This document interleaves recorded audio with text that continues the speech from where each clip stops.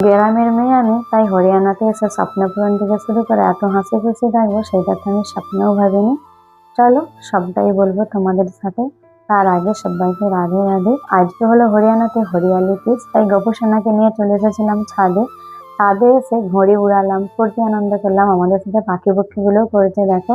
হরিয়ানাতে যে আমরা নতুন বাড়িটা করেছি সেটাতে প্রথম হরিয়ালি তিথ মানাচ্ছি। মনেই হয়নি যে 15 বছর হরিয়ানাতে এসেছি, মনে হচ্ছে না এবছরই নতুন এসেছি আমি। তাই ঝুলা ঝুলতে দাদা ভাইয়ের সাথে আমি গল্প করছিলাম যে প্রত্যেক বছর আমি যাই পার্কে ঝুলা ঝুলতে, এবছর নিজের বাড়িতে ঝুলা ঝুলছি, খুবই ভালো লাগছে।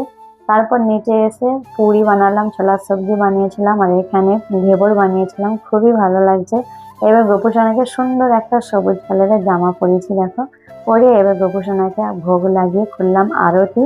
তারপর এবার ঝুলাবো ঝুলা। আর তোমরা কি কোথা থেকে ভিডিওটা দেখছো অবশ্যই কমেন্ট করে জানিও, ভালো লাগলে লাইক শেয়ার কমেন্ট করবে। সবাইকে রাধে রাধে।